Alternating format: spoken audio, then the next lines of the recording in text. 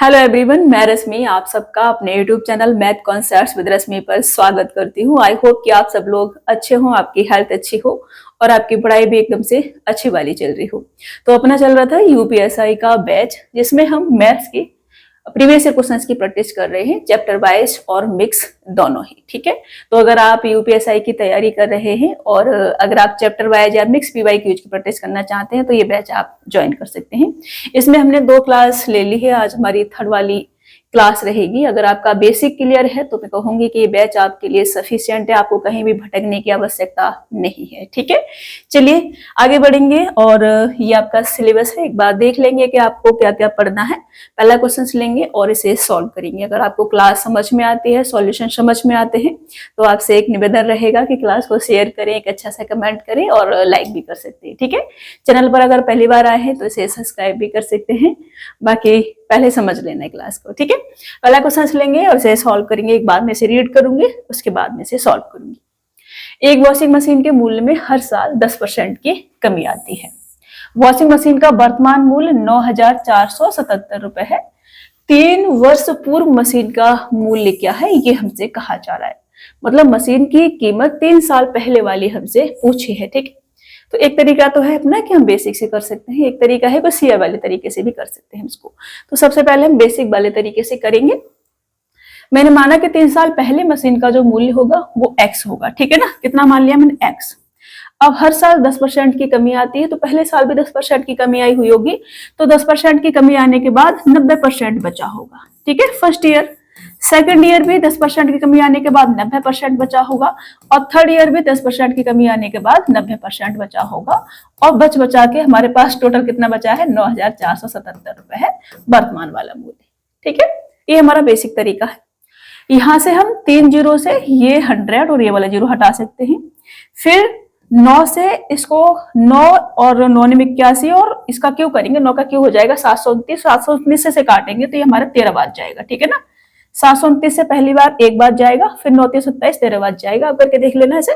मैंने लिखा 729 और इससे मुझे डिवाइड करना है 9,477। ठीक है ना, पहली बार 3 डिजिट में इसे भाग करेंगे तो एक बार जाएगा, फिर 9 3 27 लास्ट में 7 3 बार ही जाएगा। ठीक है, ये हम आइडिया लगा सकते हैं, बाकी आप इसे डिवाइड भी कर सकते हो। ठीक है, 13 बार जाएगा, इसे मैं हटा दो, ये मैंने बस कैलकुलेशन करके दिखाया था आपको। तो यहाँ से x बराबर कितना आ जाएगा, ये वाला जो 13 है ये, और ये वाला 100, और यहाँ से जो 10 बचा हुआ है ये वाला। ठीक है ना, टोटल कितना आ जाएगा हमारे पास में, ये 13,000 आ जाएगा। मतलब वॉशिंग मशीन का जो 3 साल पहले का मूल्य होगा वो कितना होगा, 13,000 रुपए होगा। तो 13,000 ऑप्शन डी आपका राइट आंसर होगा। ये अपना बेसिक वाला तरीका था, आप सीआई वाले तरीके से भी कर सकते हैं और उससे थोड़ा सा जल्दी हो जाता है।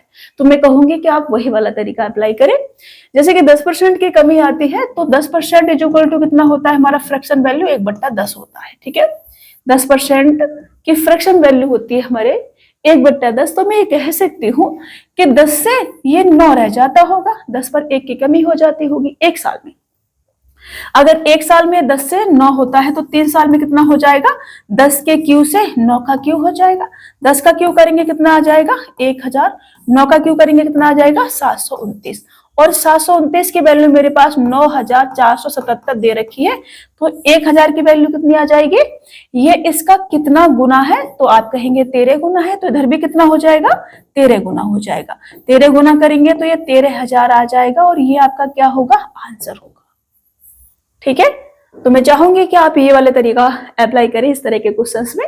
बाकी अगर आप ये वाला करेंगे तब भी आंसर आपको मिलेगा, और बहुत बड़ा नहीं, ये भी कर सकते हैं। ठीक है, चलिए नेक्स्ट क्वेश्चन ले।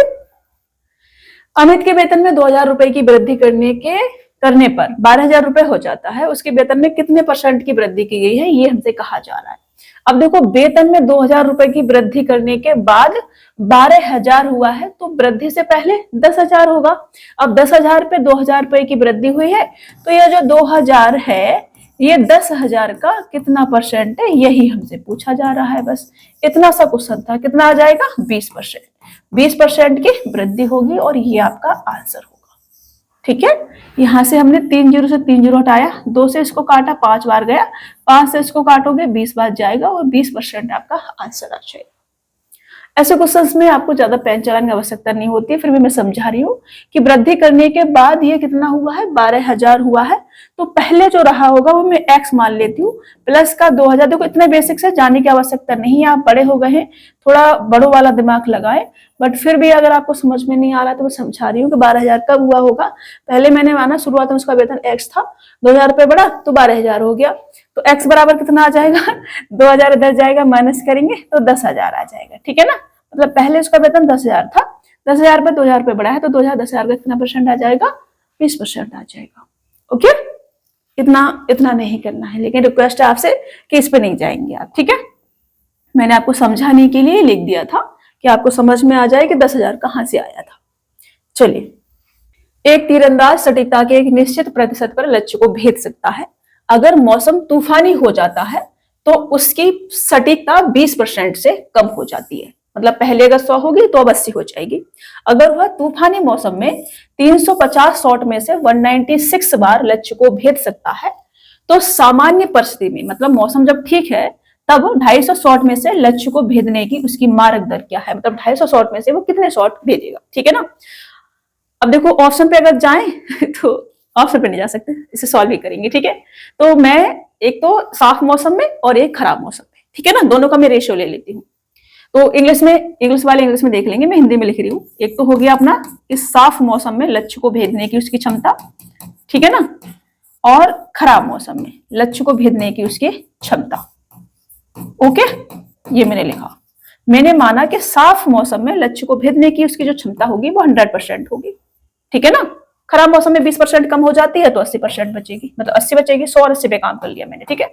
तो इस 80 की वैल्यू क्या है, खराब मौसम में 350 में से 196 बार लक्ष्य को भेज सकता है। परसेंटेज में निकालू तो 196 जो है वो 360 का 350 का कितना परसेंट है, ठीक है ना, ये परसेंटेज में निकाल सकते हैं।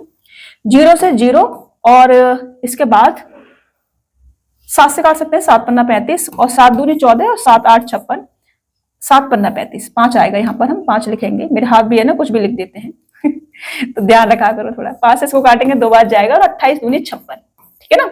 ये कितना आ जाएगा, 56% आ जाएगा। मतलब 80 की वैल्यू अगर 56% है तो 100 की वैल्यू कितनी आ जाएगी, 8 7 56, 0 0 हटा दू तो 70%। कितनी आ जाएगी, 70%। तो 250 का 70% उसकी मारक दर आ जाएगी। यहाँ पर हम निकाल सकते हैं कि 250 का साफ मौसम में 70%, ठीक है ना। ये हम सॉल्व कर सकते हैं। यहाँ से 0 0 से 0 0 कट जाएगा और 25 7 175, 175 उसकी क्या होगी, मारक दर होगी। लक्ष्य को भेदने की मारक दर क्या होगी, 175 शॉट। ऑप्शन बी क्या होगा आपका राइट आंसर हो जाएगा। अगर मौसम क्लियर है तो 250 में से 175 बार वो क्या करेगा, लक्ष्य को भेद सकता होगा। ओके, चलिए नेक्स्ट क्वेश्चन। अच्छा क्वेश्चन था ये वाला। चीनी का मूल्य 16 रुपए प्रति किलोग्राम था, उसका मूल्य घटकर 14 रुपए प्रति किलोग्राम हो गया। मूल्य में कितने प्रतिशत की कमी हुई है, ये हमसे कहा जा रहा है। 16 से कितना हो गया, 14 हो गया, तो कमी कितने की हो गई, 2 की कमी हो गई है। ये जो 2 है ये 16 का कितना परसेंट है, यही हमसे पूछा जा रहा है। तो 2 से काटेंगे 8 आएगा, 1/8 बराबर 12.5%, तो 12.5% की कमी हुई है। ये आपका क्या होगा, राइट आंसर होगा। अब देखो आपको पता है fraction to percentage to fraction, fraction to percentage value, तो आपको सॉल्व करने की आवश्यकता नहीं पड़ेगी। मैंने परसेंटेज की पहली क्लास में ये बहुत अच्छे से कराई है। अगर आपको नहीं पता है तो आप एक बार जाकर के देख लेंगे, वहां से क्या होगा, सारी चीजें क्लियर हो जाएंगी। आपको बार बार सॉल्व करने की आवश्यकता नहीं रहेगी। यहाँ से सॉल्व करोगे आप 1/8 लिखोगे, फिर 100 में क्या करोगे, डिवाइड करोगे इस चीज को। पहले 4 से काटोगे, इसको 25 लिखोगे, फिर 2 से काटोगे, फिर जाकर के 12.5 लिखोगे। तो ये जो टाइम खराब होगा ना, इससे आप बच जाएंगे। और टाइम ही तो बचाना है हमको एग्जाम में, क्योंकि कुछ क्वेश्चंस ऐसे होंगे जो आपका टाइम टेकिंग होंगे, कभी उनको पढ़ने में वक्त लगेगा, फिर समझने में वक्त लगेगा। तो उनको आप टाइम दे पाए, उसके लिए छोटे छोटे क्वेश्चंस की प्रैक्टिस आपने अच्छे से कर लेनी है, ठीक है। चलिए, चीनी का भाव 40% बढ़ जाने से कोई परिवार चीनी का उपभोग कितने % कम कर दे ताकि परिवार का खर्च ना बढ़े, जितना था उतना ही खर्चा रहे, ठीक है। तो एक तरीका है कि अपना बेसिक से करेंगे, एक तरीका है कि आपकी ट्रिक है, ठीक है। बेसिक तरीका कहता है कि 40% इक्वल टू 2/5 होता है, ठीक है। मतलब पहले खर्चा 5 था, अब 2 बढ़ जाने से 7 हो गया। अब मुझे वापस 5 पे आना है, ठीक है ना। मुझे 7 से कितना करना है, 5 करना है, तो कितना कम करना पड़ेगा, 2। इस पर 7, 1/7 बराबर होता है 14 सही 2/7%। तो 2/7 बराबर कितना आ जाएगा, 14 दूनी 28 सही 2 दूनी 4/7%। ये क्या होगा, आपका राइट आंसर होगा। अब देखो, मैंने कहा आपसे कि फ्रैक्शन टू परसेंटेज और परसेंटेज टू फ्रैक्शन वैल्यू अगर आपको पता है तो आप खटाक से अपना आंसर जो है निकाल सकते हैं, नहीं तो आपने क्या करना पड़ेगा, सॉल्व करना पड़ेगा 100 से मल्टीपल वगैरह करके। अब एक क्या होता है आपकी ट्रिक होती है, क्या होती है ट्रिक। ट्रिक क्या होती है कि x% मान लो बड़ा है तो 100 प्लस x इंटू का 100%, ये आपकी ट्रिक होती है। ठीक है, तो 40% बड़ा है तो 40, अगर कम हुआ होता तो माइनस करते, ठीक है ना, प्लस माइनस यहीं पे लगा देती हूं मैं। तो 40/140 इंटू का 100, यहां से 0 से 0, 2 दूनी 4 और 2 सत्ते 14, 2/7 बराबर 28 सही 4/7%, ये आपका आंसर हो जाएगा। अब काट के देख लेना, 100 भी मैंने मल्टीपल में लिखा हुआ है, आप सॉल्व करेंगे आपको यही प्राप्त होगा। ये आपकी ट्रिक है, आप ट्रिक में जाना चाहें तो इसे आप नोट डाउन कर सकते हैं। मैं तो कहूंगी कि ट्रिक पे भागना नहीं है, अपना किस पे रहना है, कॉन्सेप्ट पे रहना है। कॉन्सेप्ट अगर क्लियर है हमारे, क्वेश्चंस कैसे भी पूछ लिया जाएगा घुमा फिरा के, वो क्या होगा हमसे सॉल्व होगा। एक दुकान में चावल के भंडार में 25% की वृद्धि हो जाती है। चावल के भंडार में से कितना प्रतिशत बेचा जाना चाहिए जिससे कि भंडार फिर से उतना हो जाए जितना आरंभ में था। अब देखो 25% की वृद्धि हो जाती है, ट्रिक क्या कहेगी आपकी, 25/125 इंटू का 100, तो 25 पंजे 5 से काटेंगे 20%। 20% क्या करना पड़ेगा, हमें कम करना पड़ेगा, और 20% ऑप्शन डी क्या हो जाएगा आपका राइट आंसर हो जाएगा।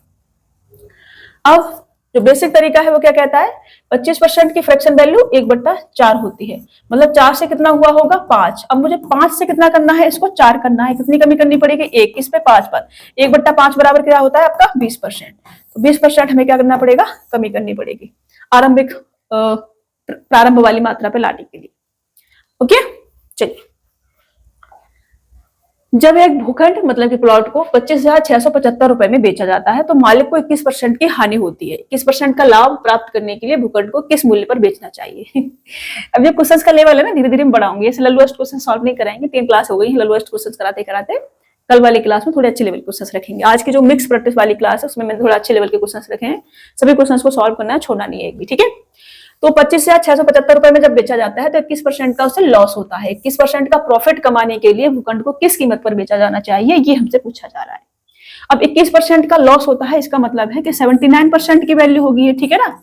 मैं लिख सकती हूँ कि 79% बराबर 25,675 रुपए है, तो 121% की वैल्यू क्या होगी, 21% का लाभ चाहिए तो 121% की वैल्यू चाहिए, मतलब की। अब मैं इसको सॉल्व अगर करूं तो यहां से इसका कितना गुना है मेरे को देखना पड़ेगा। पहली बार तो ये 7 या 21 3 ही बार जाएगा, ठीक है ना। उसके बाद 3 बार अगर ले तो 7 या 21 210 और 9 या 27 मतलब कि 237, ठीक है ना। 7 या 21 210 और 9 या 27, ठीक है ना। 237 मतलब कि ये 13 और 6 19 बचेगा, और 7 फिर 7 दूनी 14 और फिर 9 पंजे 45, 325 बार जाएगा।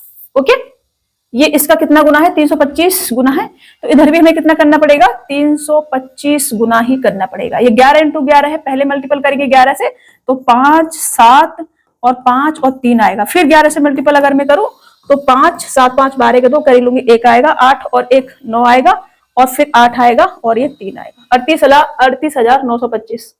38,000 मैंने गलत कर दिया, 325 आना चाहिए ना, या फिर मैंने गलती कर दिया होगा, एक बार देखती हूँ मैं फिर से। 325 तो आएगा, 325 इंटू 11 करेंगे अगर हम, यहाँ पे कहीं मिस्टेक हुई होगी, 5 और 2 7 और ये 5, हाँ मिस्टेक तो हो गई। इंटू 11 फिर से करेंगे तो ये 5 7 5 आएगा, फिर 7 आएगा, फिर 5 आएगा, फिर 3 आएगा, ये ठीक है ना। 5 आएगा, फिर 7 5 12 के 2 आएगा, कैरी लेंगे 1 आएगा, फिर ये 8 5 13 के 3 आएगा, कैरी लेंगे 1 आएगा, फिर ये हमारे पास 8 और 1 9 आएगा, और ये 3 आएगा, 39,325 आएगा। 39,325 ऑप्शन सी आपका राइट आंसर होगा, ये आपका आंसर हो जाएगा, ठीक है। 39,325 कैलकुलेशन थोड़ा सा अच्छे से करना, 325, मेरे हाथ भी आज कुछ भी उल्टा सीधा लिख दे रहे हैं, मुझे ध्यान रखना पड़ेगा चीजों का, एक बार आप कैलकुलेशन को चेक करते हुए चलना, ठीक है। इसको हटा दूं मैं, ये मैंने कैलकुलेशन करी थी, 11 का मल्टीपल करा था, एक बार मैं सही से लिख देती इसको। मैंने कहा कि इधर भी हमें कितना गुना करना पड़ेगा, 325 गुना करना पड़ेगा। जब आप 121 का मल्टीपल 325 से करेंगे तो 39,325 आपको प्राप्त होगा, और ऑप्शन सी आपका राइट आंसर होगा, ठीक है। चलिए नेक्स्ट, किसी कर्मचारी का वेतन पहले 50% बढ़ता है और उसके बाद 54% घट जाता है, उसके वेतन में परिवर्तन का कुल प्रतिशत कितना था, ये हमसे कहा जा रहा है। पहले क्या हुआ, 50% बढ़ा दिया, बाद में क्या हुआ, 54% कम कर दिया। तो एक तरीका है अपना बेसिक से कर सकते हैं, एक तरीका है कि हम अपना सक्सेसिव लगा के कर सकते हैं इसको, ठीक है ना। तो मैंने कहा कि 50% बढ़ता है, पहले वेतन उसका 100 होगा, बेसिक से कर रहे हैं पहले। 50% अगर हमने बढ़ा दिया है, मतलब कि इसमें 50% की वृद्धि कर देंगे तो कितना हो जाएगा, 150 हो जाएगा। अब इस 150 पे हम 54% अगर कम कर दे तो कितना रह जाएगा, ये इसका 50% 75 होगा, और 1% 1.5 होगा, 4% 15 चौगा 60, 6 हो जाएगा, 75 अच्छे 81। 81 अगर मैं इसमें से कम कर दूंगी तो 19 और 50, 19 और 50 कितना होगा, 69, 69 रह जाएगा। यहाँ पर कितना आ जाएगा, 69 आ जाएगा। अगर 54% कम कर देंगे तो 69 बचेगा हमारे पास। ऑलरेडी हमारे पास था कितना, पहले शुरू में 100 था, बचा कितना है 69, कमी कितने की हो गई हमारे पास में 31 की। तो 31% की क्या होगी, कमी हो जाएगी बाबा। ओके, ये क्या होगा आपका राइट आंसर हो जाएगा। 31% की कमी, ऑप्शन बी आपका राइट आंसर होगा। देखो ऑप्शन से भी कर सकते थे, आपको पता है कि वृद्धि तो होगी नहीं और 4% हो नहीं सकता है, ठीक है। तो 31% की कमी आप बिना पेन चलाए टिक करके आगे बढ़ सकते थे। अब एक तरीका है कि हम सक्सेसिव वाले तरीके से कर सकते हैं। 50% बढ़ा है और 54% कम हुआ है, तो कम माइनस का 50 इंटू का 54/100, ठीक है। 50 से काटेंगे 2 बार जाएगा, और 2 से इसको काटेंगे तो 27 बार ये जाएगा। 50 में से 54 जाएगा तो माइनस का 4, और माइनस का 27 इज इक्वल टू कितना आ जाएगा, माइनस का 31, मतलब 31% की क्या होगी, आपकी कमी हो जाएगी। तो आप ये वाला तरीका लगा सकते हैं या ये वाला तरीका लगा सकते हैं, अपना बेसिक है और ये आपके थोड़ा सा ट्रिक टाइप में आप इसको सॉल्व कर सकते हैं। किसी कर्मचारी का वेतन पहले 50% बढ़ जाता है और उसके बाद 44% घट जाता है, उसके वेतन में परिवर्तन का कुल प्रतिशत कितना है, ये हमसे कहा जा रहा है। तो पहले बेसिक वाला लगाएंगे। मैंने कहा कि 100 मान लेते हैं, 50% की अगर हम वृद्धि कर दें तो 150 हो गया होगा, ठीक है। फिर इसमें से 44% घटा दें तो कितना बचेगा हमारे पास, इसका 10% 15 होगा, और 40% कितना हो जाएगा, 15 चौका 60, मतलब कि 60, और 1% कितना होगा, 1.5, 6, 66 अगर हमारा कम हो जाएगा, ये 44% इसका 66 आएगा, और 66 अगर मैं कम कर दूं तो 34 और 50 84, यहाँ पे 84 बचेगा। कितना बचेगा, 84 बचेगा, ठीक है। हमारे पास कितना था पहले, 100 था, बचा कितना है, 84 बचा है। कितने की कमी हो गई है, 16% की, 16% की कमी हुई है। ये क्या होगा आपका राइट आंसर। तो 16% की कमी, ऑप्शन बी आपका राइट आंसर होगा। अब देखो ट्रिक से जाएंगे तो सक्सेसिव लगाएंगे। 50% की वृद्धि हुई है और 44% की कमी कर दी है बाद में, तो 50 इंटू का 44/100, ये आपका आंसर यहाँ से निकाल सकते हैं हम। 50 से काटेंगे 2 बार जाएगा, 2 से काटेंगे तो ये 22 बार जाएगा। यहाँ से इसको माइनस करेंगे, प्लस का 6 आएगा, और माइनस के मेरे पास 22 है तो माइनस का मेरे पास 16 आएगा, मतलब कि 16% की क्या होगी, कमी होगी, और ये आपका आंसर होगा। ठीक है, मैं ट्रिक बना के दे देती हूँ अगर आपको समझ में नहीं आ रहा है। तो मैंने कहा कि x% अगर बढ़ा दिया जाए और y% अगर कम कर दिया जाए तो सक्सेसिव हम लगाएं तो x माइनस का y माइनस के xy/100, ये आप अपना ट्रिक के रूप में लिख सकते हैं। ठीक है, चलिए नेक्स्ट क्वेश्चन ले। एक दुकानदार ने 110 रुपए प्रति किलोग्राम की दर से 310 किलोग्राम चावल खरीदा। 110 रुपए प्रति किलोग्राम की दर से 310 किलोग्राम चावल खरीदा। उसने कुल मात्रा के 90% को 150 रुपए प्रति किलोग्राम की दर से बेच दिया। 80% का समग्र लाभ प्राप्त करने के लिए शेष मात्रा को प्रति किलोग्राम किस कीमत पर बेचना चाहिए, ये हमसे कहा जा रहा है। तो पहले मैं टोटल सेलिंग प्राइस निकाल लेती हूँ। मैंने कहा कि 110 रुपए प्रति किलोग्राम की दर से खरीदा है और 310 केजी खरीदा है, और इस पर भी वो 80% का लाभ चाहता है, मतलब इसका 180% इसे चाहिए। ये क्या आ जाएगा, सेलिंग प्राइस आ जाएगा। ठीक है ना, टोटल वाला।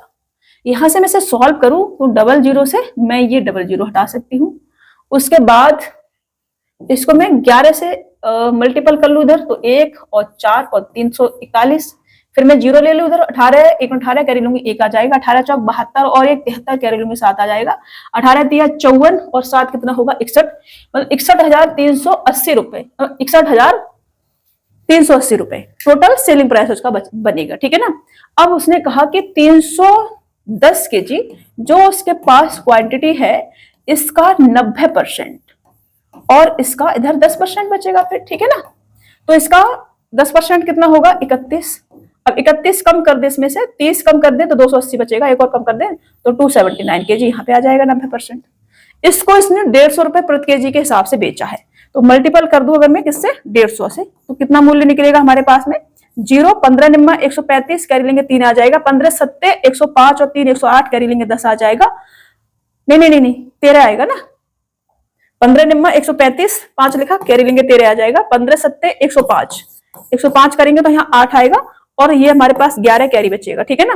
15 दूनी 30 और 11 कितना होगा आपके पास 41, ये आपका 41,850 रुपए ये वाला प्राइस आ जाएगा। अगर मैं इसमें से 41,850 रुपए माइनस कर दूं तो मेरे पास कितना बचेगा, 0 3 और ये 5 और यहाँ पर 9 आ जाएगा, और ये 19,530 बचेगा, जिसमें क्वांटिटी कितनी हमारे पास 31 केजी। तो पर केजी मूल्य कितना आ जाएगा, 19,530 बट्टे 31 पर केजी मूल्य आ जाएगा हमारा। इससे मैं इसको काटू तो 18 6 बार जाएगा सबसे पहले, और फिर 3 बार जाएगा, मतलब 630 रुपए पर केजी के हिसाब से इसे बेचना पड़ेगा। रिमेनिंग जो भी क्वांटिटी बचेगी वो, तब जाकर इसे टोटल पे 80% का प्रॉफिट हो पाएगा, ठीक है। तो 630 ऑप्शन सी आपका राइट आंसर हो जाएगा। इसमें कोई भी हम ट्रिक नहीं लगा सकते, हमें बेसिक तरीके से ही सॉल्व करना पड़ेगा, तो मैंने बेसिक तरीके से ही इसे सॉल्व करा है। इसलिए मैंने कहा कि क्वेश्चंस को पढ़ के उसे समझना आना बहुत जरूरी है। एक लंब वृत्तीय बेलन की त्रिज्या में 50% की वृद्धि होती है, आयतन में होने वाली वृद्धि ज्ञात करें। तो सबसे पहले बेलन के आपको फॉर्मूले पता होना चाहिए। तो मैंने ये सिलेंडर बनाया, इंग्लिश में से सिलेंडर बोलते हैं और हिंदी में इसको बेलन बोलते हैं, ठीक है। ये इसके क्या हो जाता है, दोनों जो इसका साइड होती है, मतलब इसका बैक वाला और फ्रंट वाला, इसके यहाँ से मिला दे सेंटर पॉइंट से तो ये इसकी हाइट हो जाती है, ठीक है। और यहाँ से ये रेडियस हो जाती है। ये क्या होता है आपका सर्कल टाइप का होता है, सर्कल ड्रम देखा ना, ड्रम नीला वाला ड्रम नीला वाला जो ड्रम है वो आपका बेलन या सिलेंडर होता है, ठीक है। ऐसे कह सकते हैं उसको, और अच्छे से बना देते हैं इसे, ठीक है, अच्छे से बना देते हैं थोड़ा। अभी देखो वो नीला वाला ड्रम है ना, तो उसको सुन के घबरा नहीं जाना है, वो एक एग्जाम्पल के तौर पर मैंने लिया है। ये आपका सिलेंडर है, ये इसकी हाइट है और ये इसकी रेडियस है, ठीक है ना। इसके वॉल्यूम की बात करें हम, वॉल्यूम बोले तो आयतन, वॉल्यूम इंग्लिश में हिंदी में आयतन, वो होता है इसका पाई आर स्क्वायर एच, ठीक है ना। क्या होता है, पाई आर स्क्वायर एच होता है। अगर मैं इसके सीएसए की बात करूं, सीएसए बोले तो कर्व सरफेस एरिया, वक्र पृष्ठीय क्षेत्रफल, वो होता है 2 पाई आर एच, ठीक है ना। क्या होता है 2 पाई आर एच। अगर मैं इसके टीएसए की बात करूं, टोटल सरफेस एरिया, संपूर्ण पृष्ठीय क्षेत्रफल, तो वो होता है 2 पाई आर एच प्लस का 2 पाई आर स्क्वायर। दोनों को सॉल्व कर दो तो 2 पाई आर अगर मैं बाहर ले लूं तो मेरे पास क्या बचेगा, 2 पाई आर मैंने बाहर ले लिया तो एच प्लस के आर बचेगा। ये आप सॉल्व करके लिख सकते हैं, ठीक है। व्यास मतलब डायमीटर की अगर हम बात करें तो डायमीटर इज इक्वल टू आपका क्या होता है 2r, तो 2r 2 रेडियस मतलब डायमीटर बोले तो व्यास, ठीक है। ये सभी फॉर्मूले आपको पता होना चाहिए। अब मैंने कहा कि रेडियस में 50% की वृद्धि हुई है, तो हाइट तो वही है, ठीक है ना, तो हाइट तो कट जाएगी दोनों तरफ से, तो वॉल्यूम किस पर डिपेंड करेगा, आर स्क्वायर पर डिपेंड करेगा। तो 50% बराबर क्या होता है आपका, 50% बराबर फ्रैक्शन वैल्यू ले तो 1/2 होता है, मतलब रेडियस पहले 2 थी, अब कितनी हो गई 3। अब डिपेंड किस पे करता है, आर स्क्वायर पे, तो स्क्वायर करेंगे कितना आ जाएगा 4, स्क्वायर करेंगे कितना आ जाएगा 9 आ जाएगा, ठीक है ना। स्क्वायर करा 4, स्क्वायर करा 9, कितना बड़ा है 5, किस पे 4 पर, तो 5 जो है 4 का कितना परसेंट है, यही हमसे कहा जा रहा है। कितना आ जाएगा, ये 125% आ जाएगा, और 125% क्या होगा आपका राइट आंसर होगा। वॉल्यूम में क्या हो जाएगा, 125% की वृद्धि हो जाएगी, और ऑप्शन बी आपका राइट आंसर होगा। क्या आपको ये समझ में आया, या और बेसिक से समझाऊं, और बेसिक से समझा देती हूँ। मैंने कहा कि रेडियस जो है वो रेडियस पहले ये थी, बाद में रेडियस क्या हो गई, ये हो गई, ठीक है ना। 2 से कितनी हो गई 3। हमारा वॉल्यूम डिपेंड किस पे करेगा, आर स्क्वायर पर डिपेंड करेगा, क्योंकि हाइट के साथ हमने कोई भी छेड़छाड़ नहीं किया, हाइट पहले जितनी थी उतनी ही अब है, तो वॉल्यूम किस पर डिपेंड करेगा, केवल आर स्क्वायर पर डिपेंड करेगा। तो आर पहले 2 थी, अब 3 है, स्क्वायर करेंगे तो 4 से 9 हो जाएगा, कितनी बड़ी 5 बड़ी, तो 5 जो है 4 का कितना परसेंट, 125%, तो वॉल्यूम कितना बढ़ेगा 125%। जितना रेडियस बढ़ेगी उतना ही वॉल्यूम बढ़ेगा, क्योंकि हाइट हमारी पहले थी उतनी ही बाद में है। चलिए, एक वर्गाकार खेल के मैदान की भुजा 60 मीटर है, कोई एक स्क्वायर है, उसके जो साइड है वो 60 मीटर की है, प्रत्येक भुजा में 15% की वृद्धि कर दी जाती है, तो इसके क्षेत्रफल में कितनी वृद्धि हो जाएगी। तो सबसे पहले वर्गाकार मैदान है तो वर्ग बनाएंगे, ये आपका क्या हो जाएगा स्क्वायर, ठीक है। इसको क्या बोलते हैं हम, स्क्वायर, अंदर नहीं लिखते हैं, जिन्हें समझानी है मेरे को। इसको ए मान लिया, इसको बी मान लिया, इसको सी मान लिया और इसको डी मान लिया, ये क्या हो जाएगा इसका विकर्ण, ठीक है। ये क्या हो जाता है इसका बिकड़, मतलब कि डायगोनल, ठीक है ना। बिकड़ को क्या बोलते हैं हम, डायगोनल बोलते हैं इंग्लिश में। ये साइड हो जाएगी और सभी साइड क्या होती है इसकी, इक्वल इक्वल होती हैं, सभी साइड बराबर बराबर होती है, ठीक है। ये ए है तो ये भी ए होगी, ये भी ए होगी और ये भी ए होगी, और सभी एंगल 90 डिग्री के होते हैं, ठीक है। इसके दोनों बिकड़ भी एक दूसरे को 90 डिग्री पर ही काटते हैं, ओके। और दोनों ही बिकड़ बराबर बराबर होते हैं, मतलब कि यहां से मैं साइड लिखूं तो ए बी बराबर बी सी बराबर सी डी बराबर डी ए, और बिकड़ अगर लिखूं तो यहां से हमारा ए सी बराबर बी डी होगा, ठीक है। अब मैं फॉर्मूले अगर इसके लिखूं तो स्क्वायर का जो एरिया होता है, एरिया बोले तो क्षेत्रफल, वो क्या होता है साइड का मल्टीपल ए इंटू ए, ठीक है ना, मतलब कि ए स्क्वायर होता है। और अगर मैं इसके पेरीमीटर की बात करूं, मतलब इसके परिमाप की अगर मैं बात करूं, पेरीमीटर बोले तो परिमाप क्या होता है 4a, जहां से हमने चलना शुरू किया है वहीं पर अगर हम लौट के आ जाए तो वो क्या हो जाता है हमारा परिमाप हो जाता है। अब मैं इसके बिकड़ इधर लिख देती हूँ। बिकड़ की अगर मैं बात करूं तो बिकड़ होता है इसका a रूट का 2, ठीक है। ए मैंने ठीक से नहीं बनाया है, a रूट का 2, ये इसका क्या होता है बिकड़ होता है। तो ये इतनी सी चीजें आपको पता होनी चाहिए। अब इसके एरिया की बात की जा रही है तो एरिया किस पे डिपेंड करेगा, साइड पे डिपेंड करेगा, ठीक है ना। बात किसकी हो रही है, एरिया की बात हो रही है। मैं अपने क्वेश्चंस पे आई हूँ अब, ठीक है। अब तक तो मैंने क्या करा था, फॉर्मूले लिखवाए थे सिर्फ। अब मैं अपने क्वेश्चंस पे आई हूँ, क्वेश्चंस के साथ छेड़छाड़ करेंगे अब तो मैंने कहा कि वर्गाकार खेल के मैदान की भुजा 60 मीटर है, प्रत्येक भुजा में 15% की वृद्धि हो जाती है। तो परसेंटेज में पूछा है तो हम 60 पे काम नहीं करेंगे, केवल परसेंटेज पे काम करेंगे। 15% की वृद्धि हो जाती है, 15% बराबर होता है आपका 3/20, मतलब साइड पहले 20 होगी, 3 की वृद्धि हो गई तो 23 हो गई होगी। अब एरिया डिपेंड किस पे करता है आपका, साइड के स्क्वायर पे। तो स्क्वायर करेंगे क्या आ जाएगा 400, और यहाँ पे कितना आ जाएगा 529। कितना बड़ा है एरिया, 129 बड़ा है, किस पर 400 पर।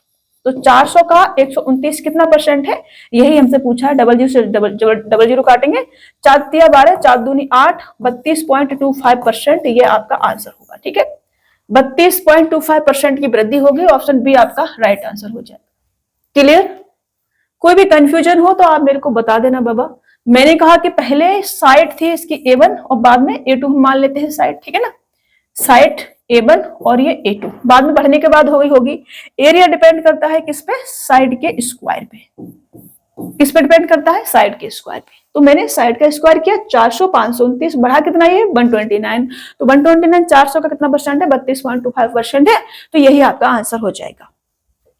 नेक्स्ट ले, किसी वर्ग की भुजा में 20% की वृद्धि की जाती है, किसी वर्ग की भुजा में 20% की वृद्धि की जाती है, उसके क्षेत्रफल में कितना परसेंट की वृद्धि होगी, ये हमसे कहा जा रहा है। सर क्वेश्चन है तो इसको मैंने 20% की वृद्धि की जाती है। 20% बराबर क्या होता है 1/5 होता है, मतलब साइड की मैं बात करूं तो 5 से कितनी हो गई 6 हो गई है।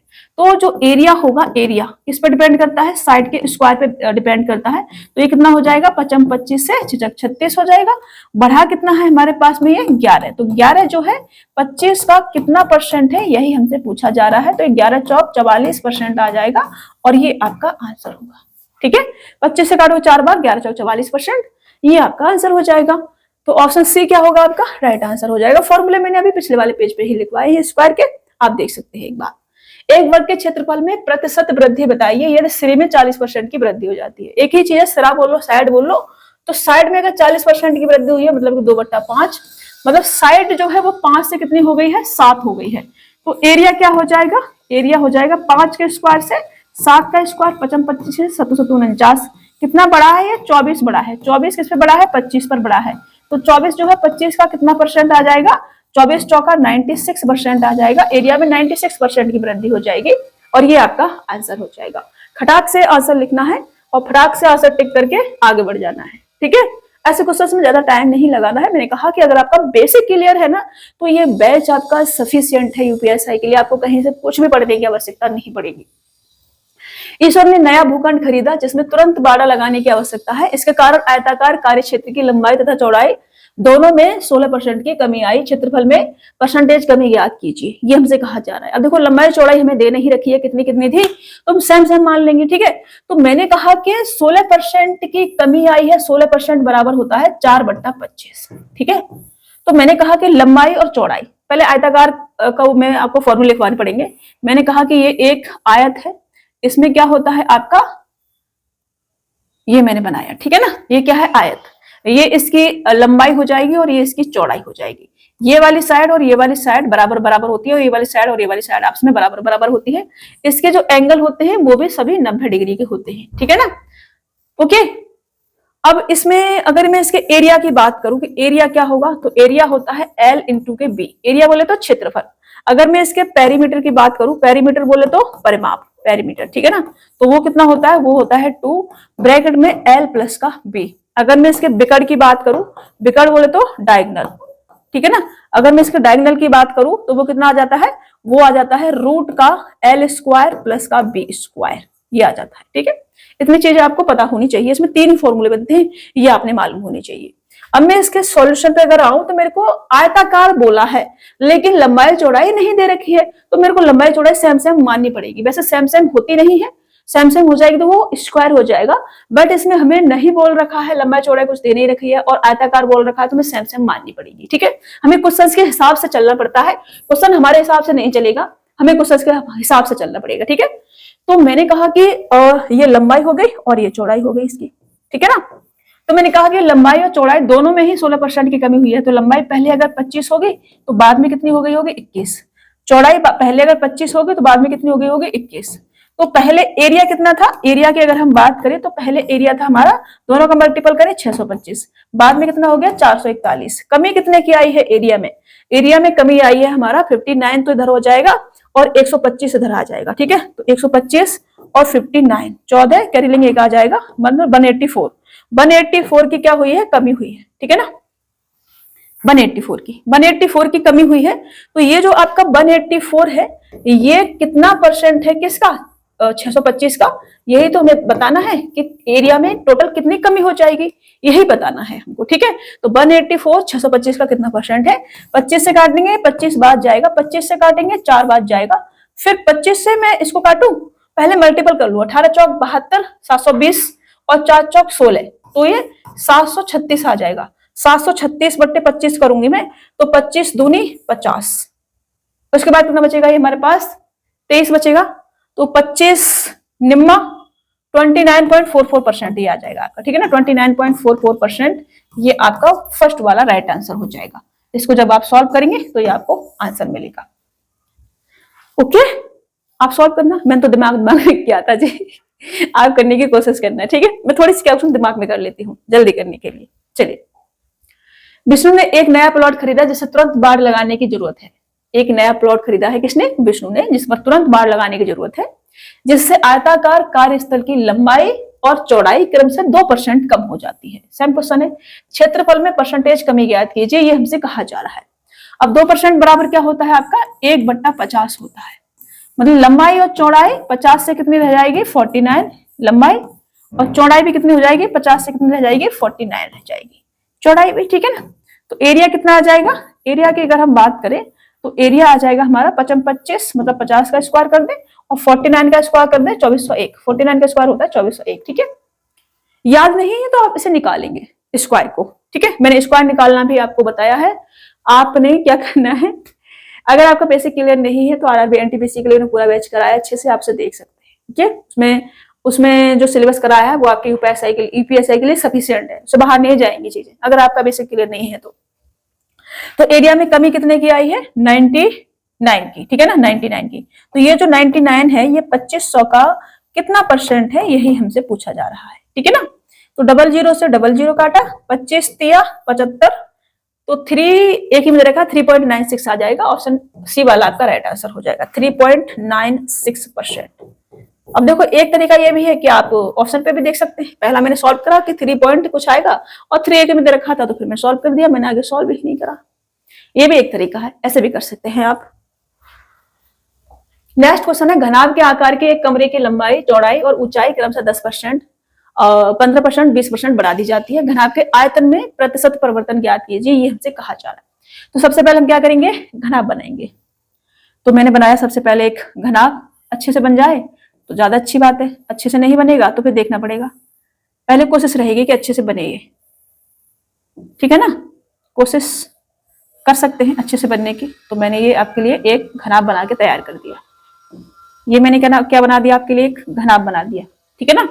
ये क्या हो जाएगी इसकी लंबाई, ये क्या हो जाएगी इसकी चौड़ाई, और ये क्या हो जाएगी इसकी हाइट, ठीक है ना, लंबाई चौड़ाई ऊंचाई 3 साइड होती है क्योंकि ये 3 डायमेंशनल फिगर होता है हमारा। अब इसकी अगर मैं वॉल्यूम की बात करूं कि इसका वॉल्यूम कितना होगा, वॉल्यूम बोले तो आयतन, वो होता है लंबाई इंटू का चौड़ाई इंटू का ऊंचाई। ठीक है, अगर मैं इसके चारों दीवारों की क्षेत्रफल की बात करूं, चारों दीवारों का क्षेत्रफल या फिर LSA, लेटरल सरफेस एरिया भी बोलते हैं उसे, चारों दीवारों का क्षेत्रफल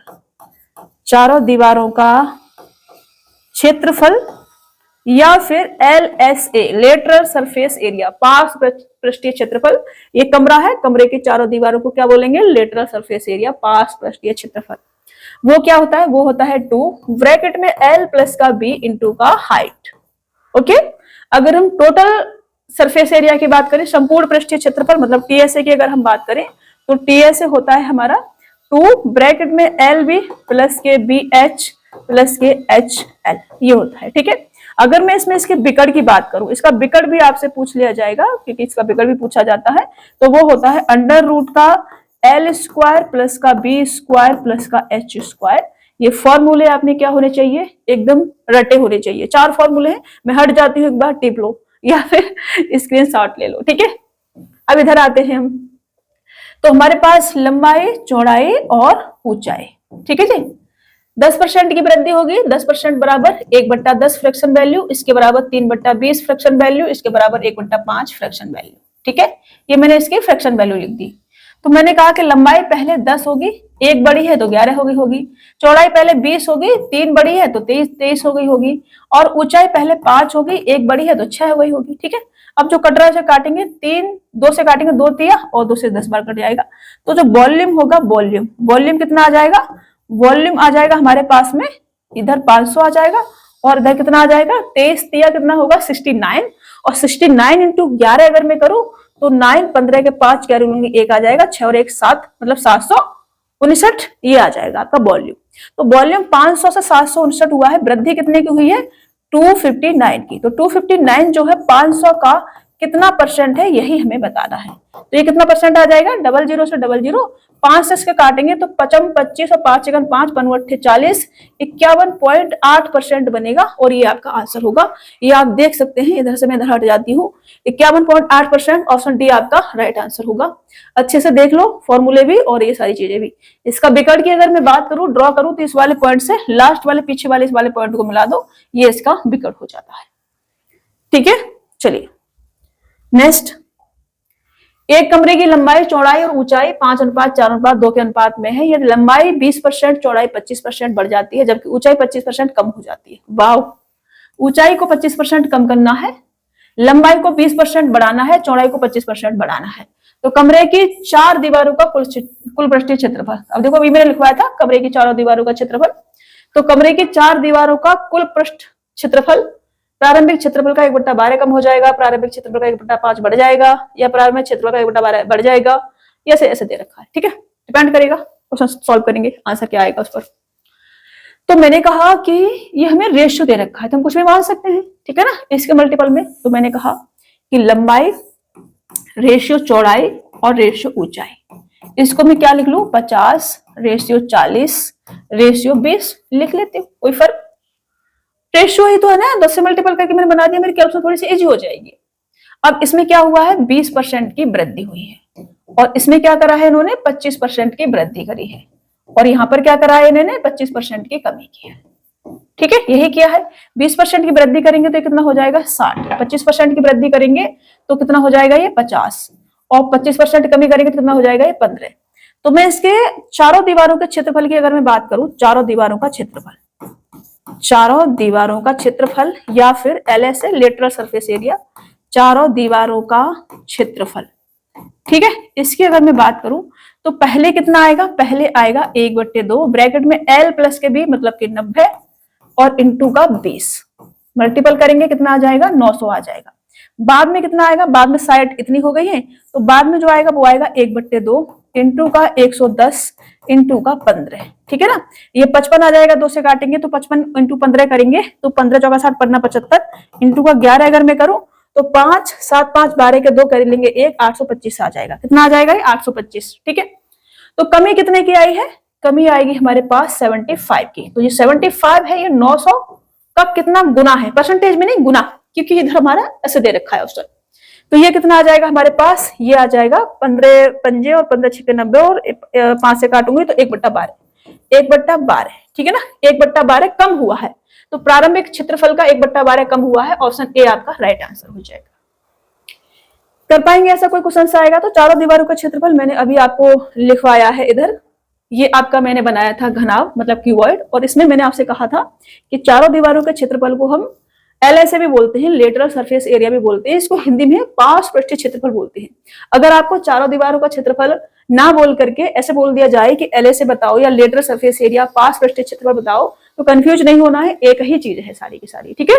चलिए नेक्स्ट प्रोसेस लें, इसे हमने सॉल्व करा दिया है, आगे बढ़ते हैं।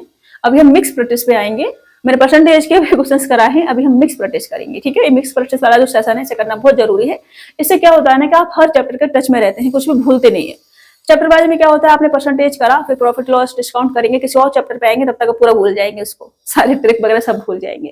मिक्स प्रैक्टिस से क्या होगा कि आप हर चैप्टर के टच में रह पाएंगे, सारी चीजें आपको याद रहेंगी।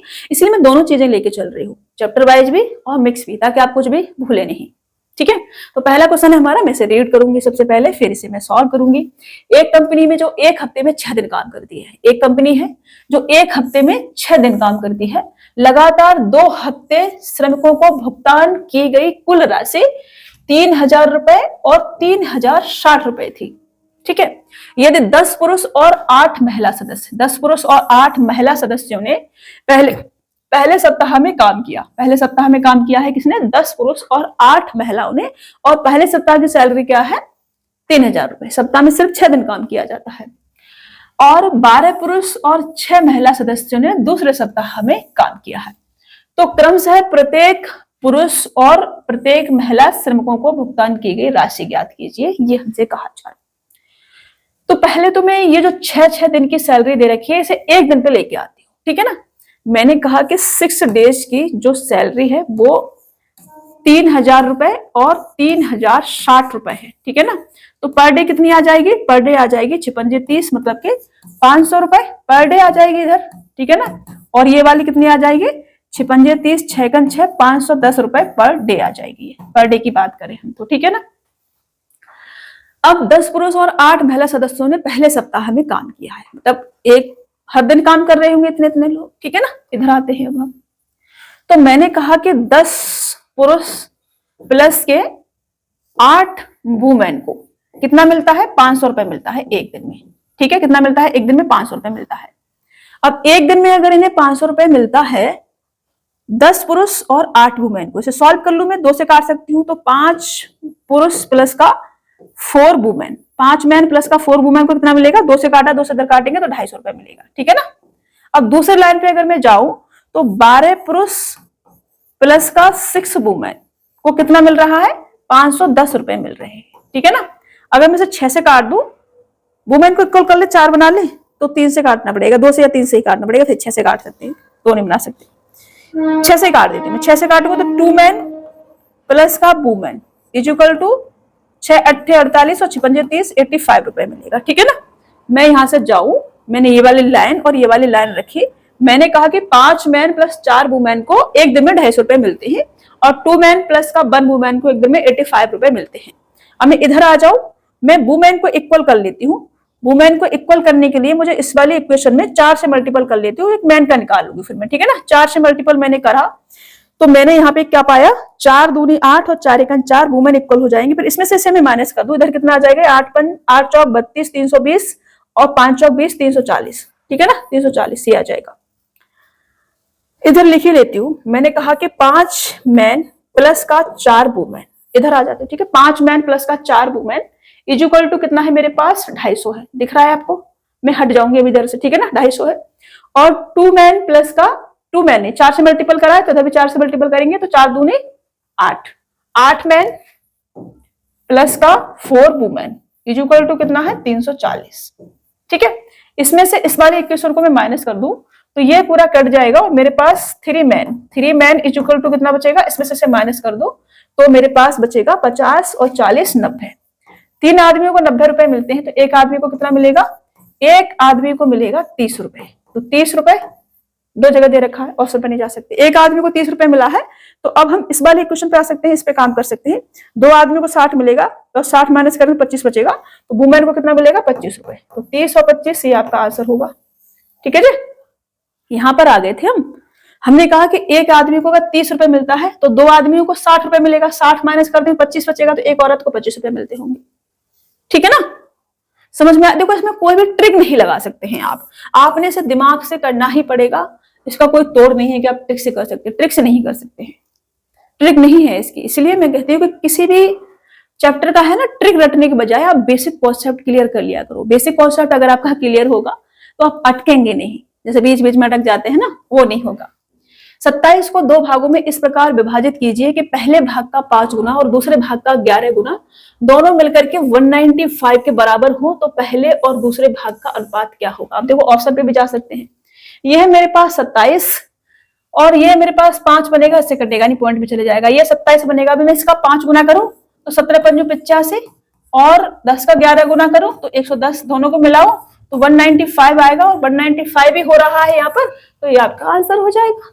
देखो आगे आंसर। इसको लो 9 से ये कटेगा, 9 3 27, 3 बार कटेगा। ठीक है ना, 3 बार कटेगा, इसका मतलब है कि अगर मैं ये लू 9 3 27, 3 बार कटेगा, तो 3 दूनी 6 और 7 21, ये बनेगा। अब मैं 6 का 5 गुना करूं तो 6 पंजे 30, और इसका 11 गुना करूं तो 2 और 3 और 2 231, 195 से ऊपर अकेला ही चला गया, तो 195 नहीं बनेगा अपना, तो ये आपका क्या हो जाएगा, आंसर नहीं होगा। ठीक है, ऐसे चेक कर सकते हैं आप। बाकी बेसिक से भी जा सकते हैं, यहां से भी नहीं बनेगा और यहां से भी नहीं बनेगा, वहीं से बनेगा केवल। ठीक है, 195। ओके, नेक्स्ट क्वेश्चन से वैसे आप सॉल्व कर सकते हैं। दो भाग है मेरे, मान लिया पहला भाग x है, दूसरा भाग y है, और x प्लस y बराबर 27 है। पहले भाग का 5 गुना मतलब 5x, और दूसरे भाग का 11 गुना मतलब 11y इक्वल टू 195 है। अब इसे सॉल्व कर लो, ये आपको मैंने दे दिया। ठीक है, इसे सॉल्व करना, x और y की वैल्यू निकालना। फिर चलिए, दो दोस्त x और y 500 किलोमीटर दूर हैं, एक x है और एक y है, और दोनों के बीच की जो डिस्टेंस है वो है 500 किलोमीटर की। ठीक है, 500 किलोमीटर की डिस्टेंस है दोनों के बीच की। x अपनी कार 60 किलोमीटर प्रति घंटे की गति से चलाता है, इसकी जो स्पीड है वो है 60 किलोमीटर प्रति घंटा, और इसकी जो स्पीड है वो है 50 किलोमीटर प्रति घंटा। ठीक है ना, बाइक की 50 किलोमीटर प्रति घंटा। ओके, x सुबह 9 बजे शुरू करता है, ये निकलता है 9 AM पर, और बाई 1 घंटे बाद शुरू करता है, मतलब ये निकलता होगा 10 AM पर। ठीक है ना, तो वे किस समय मिलते हैं, ये हमसे कहा जा रहा है। तो वे किस समय मिलते हैं, देखो दो दोस्त थे x और y 500 किलोमीटर की दूरी पर थे। x अपनी कार 60 किलोमीटर प्रति घंटे की गति से चलाता है, प्रति घंटे की गति से b की ओर बढ़ता है, और y अपनी बाइक से a की ओर 50 किलोमीटर प्रति घंटे की गति से बढ़ता है।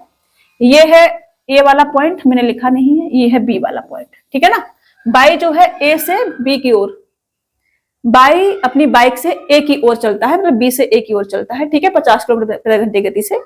a निकलता है सुबह, x निकलता है सुबह 9 बजे, बाई निकलता है सुबह 10 बजे। किस समय मिलेंगे ये हमसे कहा जा रहा है। अब देखो ये 9 बजे निकलेगा, इससे 1 घंटा पहले निकलेगा, तो 1 घंटे में कितना चल लेगा, ये 60 किलोमीटर चल लेगा, क्योंकि 60 किलोमीटर प्रति घंटा इसकी क्या है, स्पीड है। तो 1 घंटे में मान लो यहाँ तक चल लिया होगा 60 किलोमीटर, तो ये वाली डिस्टेंस कितनी बचेगी, 60 किलोमीटर माइनस कर देंगे तो 440 बचेगी। ठीक है ना, ये वाली डिस्टेंस 440, ये यहाँ पे, और ये अब यहाँ से चलना शुरू करेगा। तो टाइम कितना लगेगा, टाइम लगेगा कुल दूरी बट्टे कुल समय, टाइम लगेगा 440 बट्टे दोनों की स्पीड एक दूसरे की तरफ आ रहे हैं, तो रिलेटिव स्पीड क्या होगी, सम, दोनों को ऐड करेंगे तो 50 और 60 110, डिवाइड करेंगे, 4 घंटे का समय लगेगा। 4 घंटे का समय लगेगा, कब से, 10 बजे से लेकर के, क्योंकि 10 बजे ये यहाँ पर है, 10 बजे से चलना शुरू करा है, टाइम 10 बजा दिए दोनों के लिए हमने। तो 10 AM में 4 घंटे ऐड करेंगे आप, तो ऐड करने के बाद आपके पास 2 PM मिलेगा, मतलब कि दोपहर के 2 बजे दोनों जो है मिल पाएंगे। ठीक है, ऑप्शन डी आपका राइट आंसर होगा, दोपहर 2 बजे दोनों का मिलन होगा। अभी देखो मैंने आपको बेसिक से समझाया है, अच्छे से समझाया है। एक बार मैं से इसका जो फिगर है ना अच्छा वाला बना देती हूँ, ठीक है, फिर आप और अच्छे समझ पाएंगे, क्योंकि कंफ्यूजन नहीं रहना चाहिए बिल्कुल भी, और डाउट नहीं रहना चाहिए कि कहाँ से क्या लिख दिया, कुछ समझ भी नहीं आ रहा है, ऐसा वाला नहीं होना चाहिए। मैंने कहा 2 पॉइंट थे, ए और बी। ए की तरफ से एक्स चलता है और बी की तरफ से वाई चलता है, दो दोस्त हैं एक्स वाई। एक्स की जो स्पीड है वो है 60 किलोमीटर प्रति घंटा और वाई की जो स्पीड है वो है 50 किलोमीटर प्रति घंटा। ठीक है, इनके बीच जो डिस्टेंस है वो है 500 किलोमीटर की और एक्स चलता है 9 AM पर और वाई चलता है आपका 10 AM पर। मैंने कहा कि 1 घंटे में ये 60 किलोमीटर चलेगा यहां तक, ठीक है ना, मान लो यहां तक चल लिया 60 किलोमीटर, 1 घंटा पहले चलेगा तो यहां तक चलेगा, तो ये वाली डिस्टेंस 440 किलोमीटर बचेगी क्योंकि ये 60 किलोमीटर चल चुका है 1 घंटा पहले। तो टाइम कितना लगेगा चलने में, टाइम आ जाएगा 440 बट्टे 50 और 60 110, क्योंकि एक दूसरे की ओर चल रहे हैं तो स्पीड को क्या करते हैं, ऐड कर देते हैं। ठीक है, परसेंटेज नहीं निकालना है बाबा क्या है ये, टाइम निकालना है। टाइम कितना आ जाएगा, 11 चौक 44, 4 घंटे का आ जाएगा। अब 10 AM में आप 4 घंटे ऐड करेंगे बेटा तो आपको क्या मिलेगा, 2 PM मिलेगा, दोपहर का 2 बज जाएगा। ठीक है बेटा, बोलने के लिए सॉरी भाई लोग, ओके चलिए नेक्स्ट क्वेश्चन।